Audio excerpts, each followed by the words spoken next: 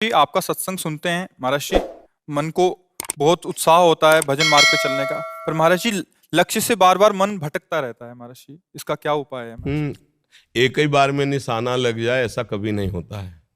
बहुत सी गोलियां फिरी भी जाती हैं, तो अगर वो निशाने का अभ्यास करता रहे तो एक दिन निशाने पे लग जाएगा। ऐसे हमारा लक्ष्य है भगवत चिंतन, पूर्वाभ्यास वश मन हमारा विषयों में जाता है, तो जहां जहां विषय में जाए उसको हटाकर कम से कम इतना तो तुम जानने लगे कि मेरा मन विषयों में जा रहा है, लक्ष्य से हट गया। कितने ऐसे लोग हैं जिनको पता ही नहीं है, इतने तदात्म मन में कि जो मन कह रहा है वही कह रहे हैं। कम से कम आप इतने सावधान तो हो चुके हैं कि आपको पता है मेरा मन लक्ष्य से हट रहा है, बस और सावधान हो जाइए। जहां जाए उसको हटा करके प्रभु में लगाओ, या जहां जाए वही प्रभु को देखो, भावना करो। जब ये सृष्टि नहीं थी तब केवल प्रभु श्री हरि थे, जब ये सृष्टि नहीं रहेगी तो केवल प्रभु श्री हरि रहेंगे। तो बीच में जो कुछ भी है वो सब श्री हरि ही है, केवल हम अज्ञान के कारण नहीं जान रहे।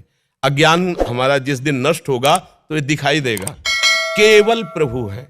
मत्तः परतरम नान्यत किंचिदस्ति धनंजय, ये बात इतनी जोर की है, हम कैसे ये जीवन मुक्त कर देगी। समस्त दुखों से निपटने का एकमात्र उपाय, तुम समस्त चराचर जीवों में भगवान को देखना शुरू कर दो। बहुत बड़ी बात है ये।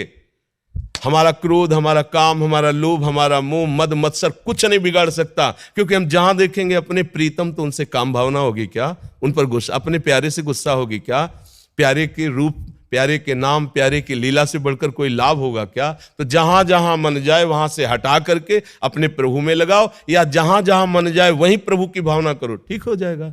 और उबना नहीं चाहिए। बहुत जन्मों का अभ्यासी मन संसार में जाएगा, पर उसको हम अगर 1% भी लगा पा रहे हैं तो हम उस पर जीत प्राप्त कर लेंगे।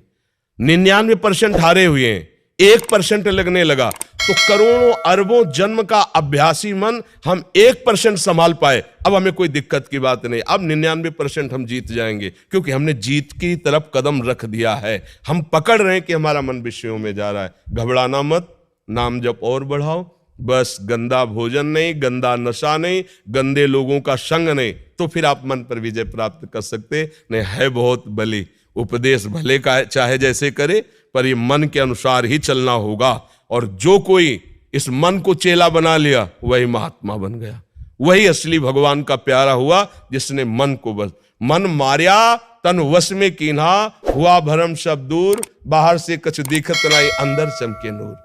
आपो त्याग जगत में बैठे नहीं किसी से काम, उनमें तू कछु अंतर नहीं संत कहो चाहे राम। भगवान का चिंतन करते करते भगवत स्वरूप हो गए, इतनी सार बात है। हम विषय चिंतन करते करते इतने गिर गए हैं कि हम कहने लगते हैं हम इस विषय के बिना नहीं रह सकते, इस वस्तु के बिना नहीं रह सकते, इस व्यसन के बिना नहीं रह सकते। अरे भगवान का विनाशी अंश, तू कहां भ्रमित हो गया? छोटी छोटी विषय वृत्तियों में, छोटी छोटी कामनाओं में भ्रमित होकर हम कहां पहुंच गए। इसलिए घबराने की जरूरत नहीं। नियम पूर्वक भजन करो, निष्ठा पूर्वक भजन करो, और मन पर दृष्टि रखो, और जो आपको प्रेरणा करे उसे शास्त्र से मिलाओ, ठीक है कि नहीं। अगर गलत है तो उसके विरोध में हो जाओ, ठीक है तो आप चल दो, कोई परेशानी नहीं।